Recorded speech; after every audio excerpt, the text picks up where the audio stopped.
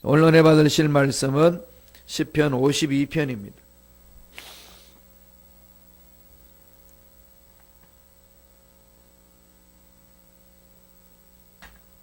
시편 52편 1절에서 9절까지 합독하시겠습니다. 시편 92편 1절로 9절까지 말씀을 다 같이 우리 한 목소리로 합독하시겠습니다. 포악한 자여, 내가 어찌하여 악한 계획을 스스로 자랑하는가? 하나님의 인자하시면 항상 있도다. 내 혀가 심한 악을 꾀하며 날카로운 삭도 같이 간사를 행하는도다. 내가 선보다 악을 사랑하며 의를 말함보다 거짓을 사랑하는도다. 간사한 혀너 해여, 너는 남을 해치는 모든 말을 좋아하는도다. 그런즉 하나님이 영원히 너를 멸하시며 너를 붙잡아 내 장막에서 뽑아내며 살아있는 땅에서 내 뿌리를 빼시리로다. 의인이 보고 두려워하며 또 그를 비웃어 말하기를, 이 사람은 하나님을 자기 힘으로 삼지 아니하고 오직 자기 재물의 풍부함을 의지하며 자기의 악으로 스스로 든든하게 하던 자라 하리로다. 그러나 나는 하나님의 집에 있는 푸른 감람나무 같으며 하나님의 인자하심을 영원히 의지하리로다. 주께서 이를 행하셨으므로 내가 영원히 주께 감사하고 주의 이름이 선하심으로 주의 성도 앞에서 내가 주의 이름을 사모하리이다. 아멘. 이 말씀으로 악인은 하나님이 심판하신다.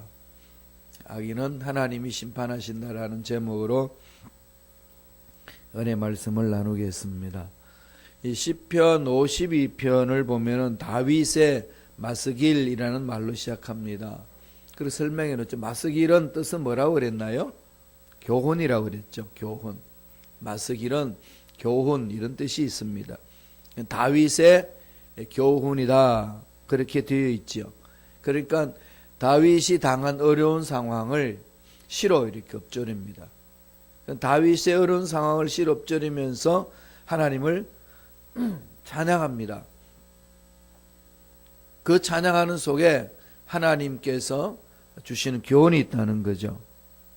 이 시편 52편 또 앞부분에 보면 뭐라고 되어 있죠? 에돔인 도액이 사울에게 이르러 다윗이 아비멜렉의 집에 왔다고 그에게 말하던 때에, 이런 말로 이렇게 시편 52편 시작하면서 조그만한 글씨로 성경에 기록해 놓고 있습니다.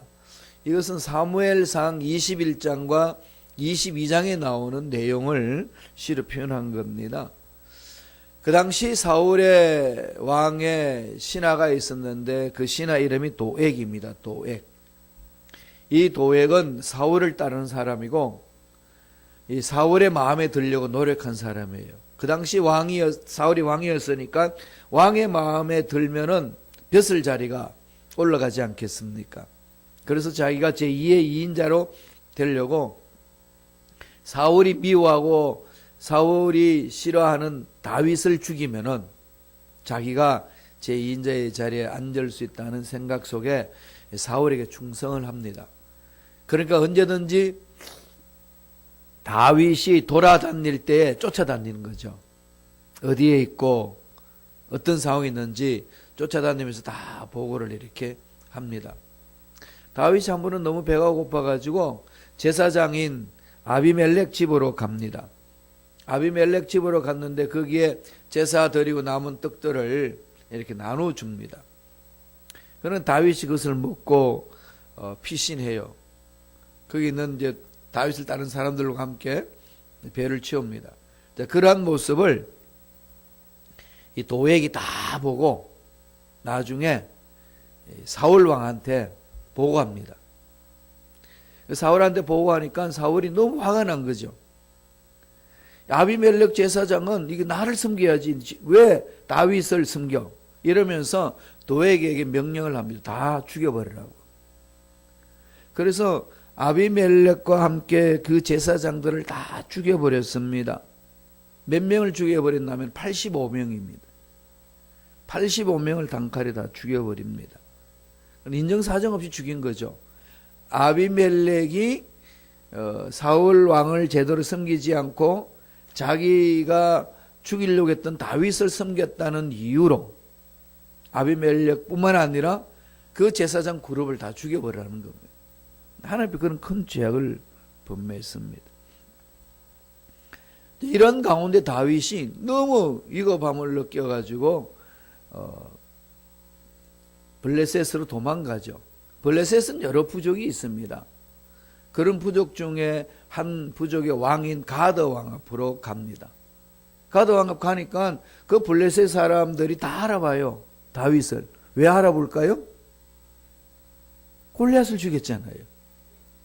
골리앗을 죽였으니까 다윗이 왕 되기 전인데 세월이 흘렀지만은 그 용맹스러움이 그 17세의 소년 지나서 용맹스러움이 그게 보이는 거죠. 그렇죠. 다윗이다. 골리앗을 죽인 다윗이다. 그러니까 사울한테 살기 위하여 도망와서 블레셋으로 왔는데 블레셋으로 왔더니 블레셋 사람들이 다윗을 알아보는 거죠. 골리앗을 죽인 다윗이다. 다윗이 살 길이 뭐겠습니까? 도망가면 사울한테 잡히고 여기 살 수 있는 길은 연기하는 겁니다. 무슨 연기를 하죠?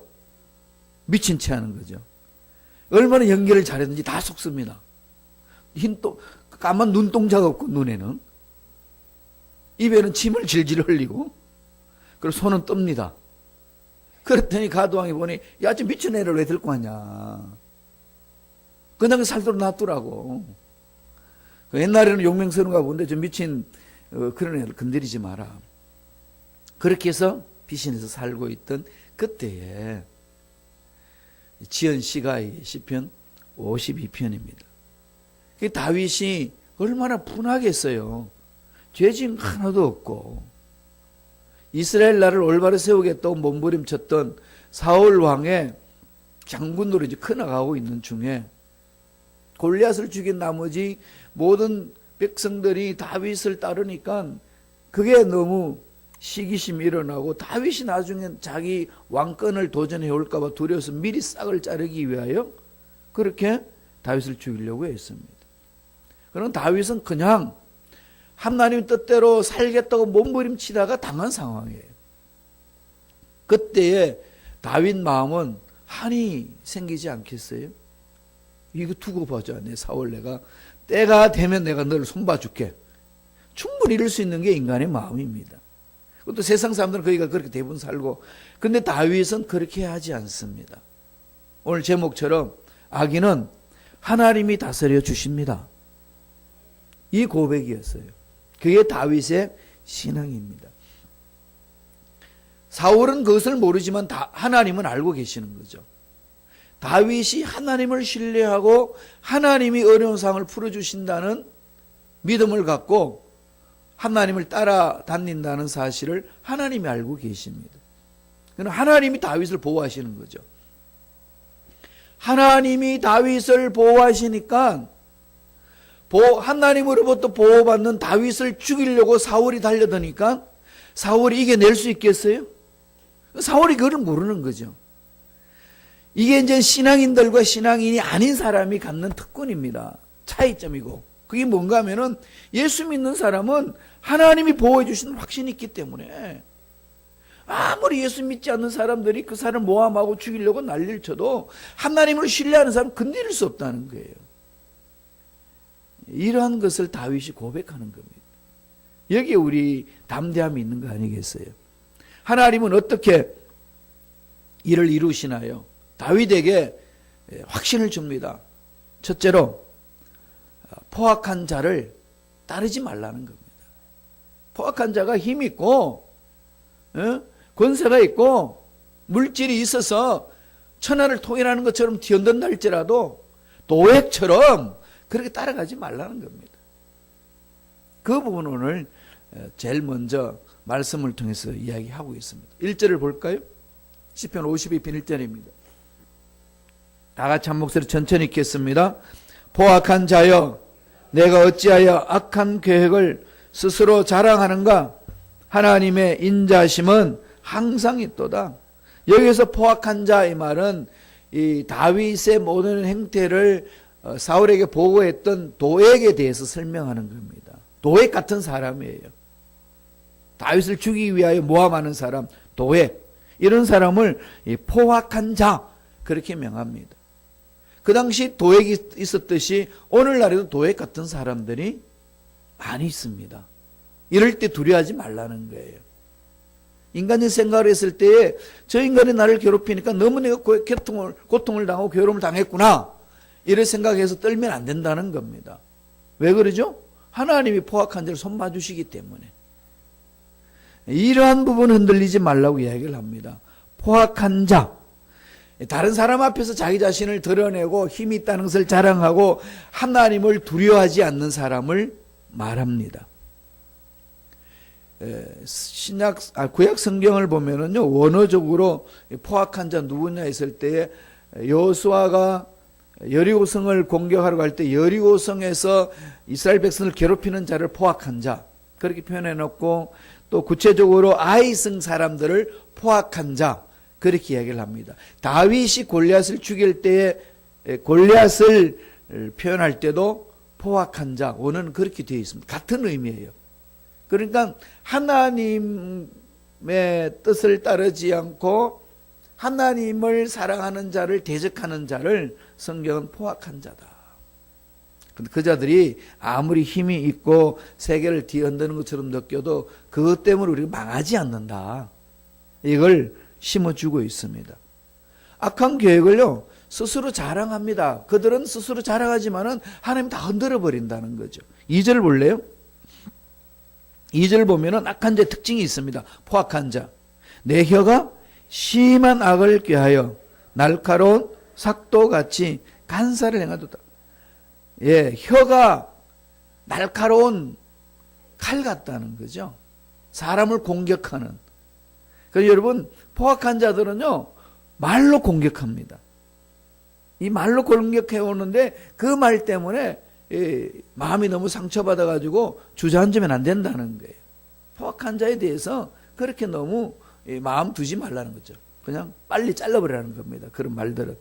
3절 보세요. 3절은 이런 말을 합니다. 한번 읽어볼까요? 내가 선보다 악을 사랑하며 의를 말함보다 거짓을 사랑하는. 포악한 자의 특징은요, 선을 사랑하지 않아요. 악을 사랑합니다. 의롭게 말하지 않습니다. 늘 거짓말해요. 이게 누굴까요? 마귀잖아요. 마귀는 교만하고 거짓말을 합니다. 저와 여러분도 이 마귀의 속성에 넘어지지 않도록 늘 경계해야 돼요. 하나님 앞에서 올바로 서지 못하는 건 다 마귀 장난이거든요. 넘어가서는 안 됩니다. 그러니까 마귀들은 거짓의 아비가 되기 때문에 늘 우리가 넘어지도록 그렇게 장난칩니다.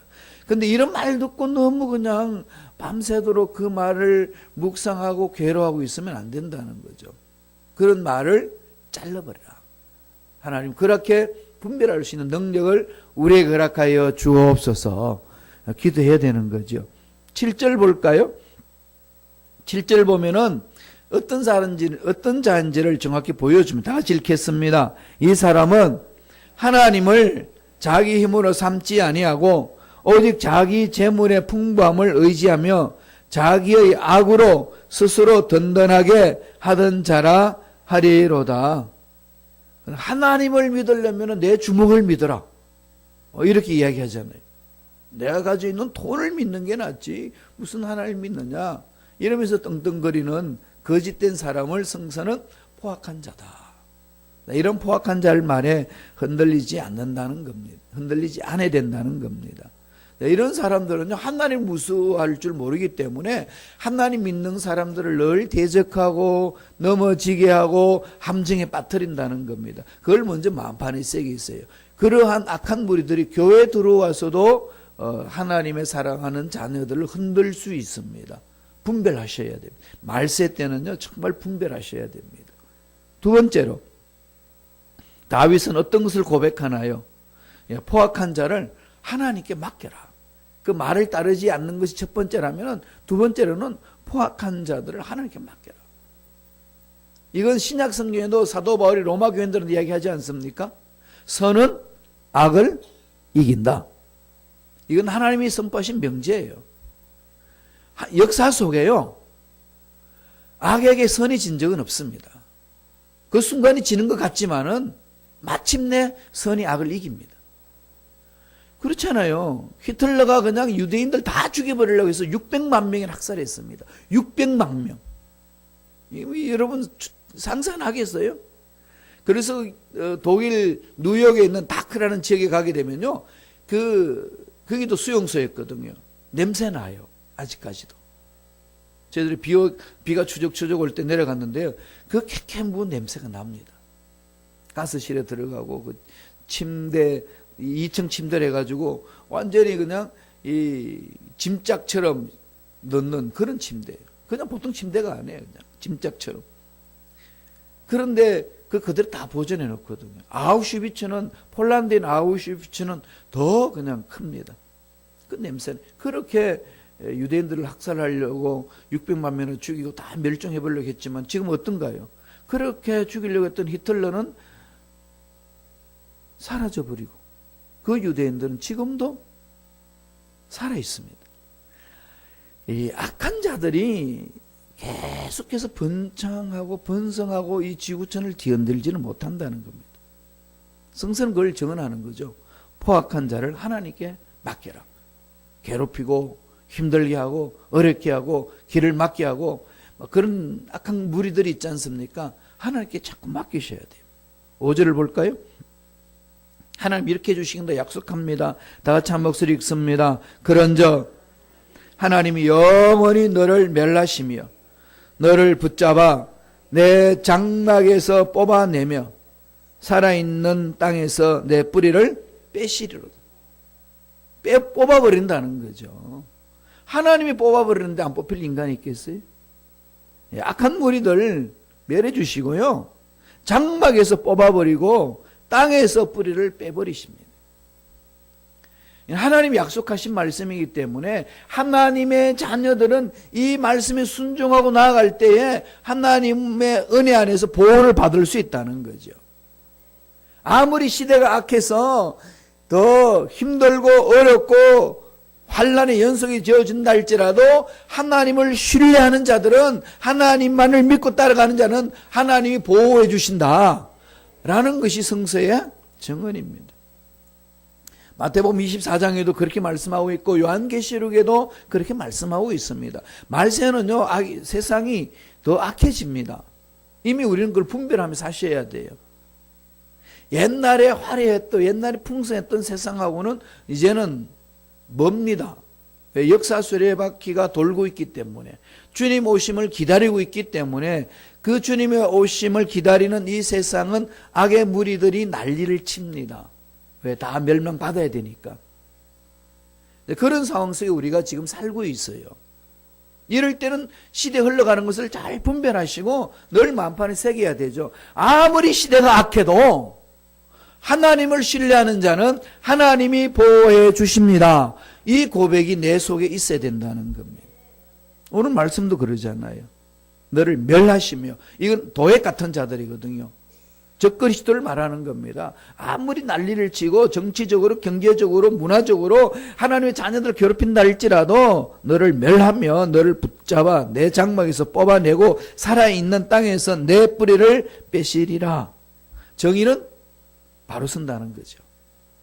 그래서 우리는 정직하게 사는 훈련을 해야 돼요. 그리고 진실하게 살려고 몸부림쳐야 됩니다. 그리고 성실하게 살아야 돼요. 그래서 늘 제가 대학에서 학생들을 가르칠 때는 이 두 가지를 봤습니다. 얼마나 학문세계에 정직하고 학창시절에 정직하게 생활하느냐, 또 얼마나 성실하냐, 얼마나 똑똑하냐, 그걸로 이렇게 학점을 주지 않고 하나님 앞에 얼마나 정직하고 얼마나 성실하냐. 결국은 하나님은 정직한 자를 품어주시고 성실한 자를 다 보상해 주십니다. 그러나 세상이 아무리 악해도요, 이 두 가지 잊지 마세요. 그게 왜 그럴까요? 아버지의 성품이기 때문에. 하나님의 성품이기 때문에 하나님 성품을 닮아가는지 하나님이 책임져 주신다는 거죠. 완전히 악한 것들은 멸해버린다는 겁니다. 마지막으로, 그러므로 우리들이 해야 될 일이 뭘까요? 하나님의 인자하심을 의지하는 거죠. 우리들이 할 일은 하나님의 인자하심을 의지하는 겁니다. 오늘 이 시편 52편에 마지막으로 던져주는 메시지는 하나님의 인자하심을 의지하라, 그렇게 결론 내려주고 있습니다. 한번 말씀을 볼까요? 시편 52편 8절. 다 같이 우리 시편 52편 8절 한 목소리 읽겠습니다. 그러나 나는 하나님의 집에 있는 푸른 감람나무 같으며 하나님의 인자심을 영원히 의지하라. 푸른 감람나무, 푸른 올리브 기름 내는 나무, 이 푸르다는 것은 이 풍성함을 의미하지 않습니까? 풍성한 이파리를 가진 나무는 풍성한 열매를 얻습니다. 그래서 세상이 아무리 악해져도 하나님을 나는 신뢰함으로 결국은 푸른 감람나무 같이 살리라. 그렇게 사는 방법이 뭐라고 성서는 가르치나요? 하나님의 인자하심을 영원히 의지하리라. 마음판에 꼭 새기세요. 악은 반드시 멸망받는다. 선은 악을 이긴다. 이 명제거든요. 이걸 꼭 이렇게 내 마음판에 자꾸 새기셔야 돼요. 힘들고 어렵고 이렇게 막 악의 무리들이 막 판을 칠 때에 하나님 살아계신다면 왜 악한 것들이 이렇게 난리를 칩니까? 이렇게 해가지고 실망할 수 있고 낙심할 수 있고 절망하게 해주고 하나님 일도 못할 만큼의 구렁텅이 빠질 상황이 주어질 수 있습니다. 그럴 때마다 가슴판에 새겨놓은 걸 자꾸 되새겨야 돼요. 선은 악을 이긴다. 악한 자들은 반드시 멸망받는다. 이 마음판에 새기면서 가야 되는 거죠. 마지막으로 9절에 뭐라고 얘기를 합니까? 한번 읽어보겠습니다. 시편 52편 9절입니다. 다 같이 읽습니다. 주께서 이를 행하셨으므로 내가 영원히 주께 감사하고 주의 이름이 선하심으로 주의 성도 앞에서 내가 주의 이름을 사모하리다. 영원히 감사할 수 있는 이유가 하나님은 살아계셔서 악을 멸해버리시고 마침내 선은 이기게 하시기 때문에 나는 그 하나님으로 인하여서 감사하리로다. 하나님 때문에 감사하는 거죠. 누구 때문에 감사할 수도 있고 어떤 환경 때문에 감사할 수도 있습니다. 그러나 하나님을 따라가는 백성들의 마음, 하나님의 자녀들의 마음에 늘 외쳐야 되죠. 하박국 선지자처럼 야훼로 인하여 감사하리로다. 오늘 다윗도 그러지 않습니까? 주께서 이를 행하셨으므로 확신하는 거죠. 주께서 내 인생 이끌어 주시고 주께서 우리 앞길 이끌어 주시고 주께서 가정과 사업장 이끌어 주심으로 나는 영원히 주께 감사하겠습니다. 그리고 뭐라고 얘기하나요? 주님의 이름이 선하심으로 주의 성도 앞에서 내가 주의 이름을 사모하겠습니다. 주님의 이름을 사모하겠다는 말은 뭘까요? 주님의 이름은 주님의 인격이고 주님의 성품입니다. 내 이름을 걸고 내가 명세하노라 이런 말을 많이 하잖아요. 그 말은 그 사람의 모든 것을 건다는 거죠. 이름이라는 의미는 그 사람의 인격과 성품을 말합니다. 그러한 것을 내가는 하나님이 가지고 계시기 때문에 하나님 모든 능력, 은혜를 품고 계시기 때문에 나는 하나님께 매달려서 그렇게 나아가겠습니다. 이 고백이에요. 2017년도 마무리 지으면서 하나님이 나를 어떻게 이끌어 오셨는가 한번 묵상하면 좋겠어요.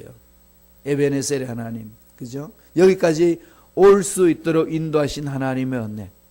살아계신 하나님은 앞으로도 더 멋지게 반드시 이끌어 주시는 에베네셀의 하나님이 되실 줄로 믿습니다. 이걸 사모하면서 고백하는 것은 뭘까요?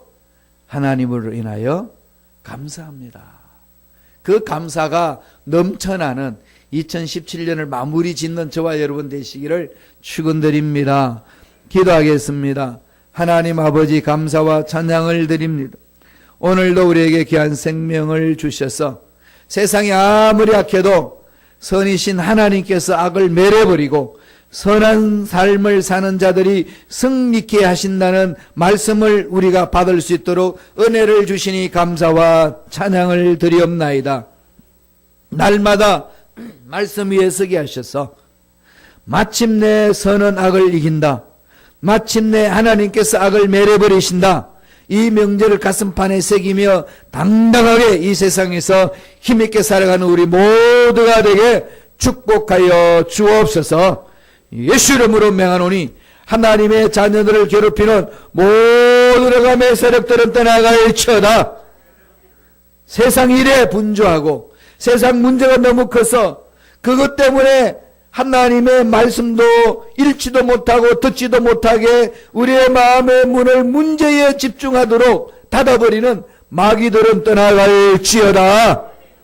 하나님 어떤 상황에서도 문제에 휘말려 들지 말게 하시고 문제보다 크신 하나님의 능력을 사모하게 하시고 그 하나님께서 약속하신 말씀을 가슴판에 새기며 힘들고 어려운 상황을 잘 극복하는 하나님의 자녀들에게 축복하여 주옵소서.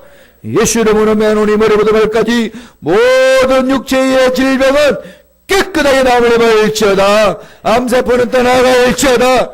모든 뼈마디마디는 정상으로 맞춰 들어갈지어다. 목 디스크, 척추 디스크도 깨끗하게 치유함을 받을지어다. 오장육부는 강건하게 될지어다. 치유하신 하나님을 찬양합니다. 홀로 영광받아 주옵소서. 은혜 감사히 귀한 예물 드립니다. 드린 손길마다 기억해 주시고 예배하신 놀란 복으로 충만하게 채워주시고 선하신 하나님께서 악의 무리를 다 멸하신다는 확신을 갖고 힘있게 살아가는 믿음의 일꾼들 되게 축복하여 주옵소서. 감사하고 예수님 이름으로 축복하며 기도드리옵나이다. 아멘.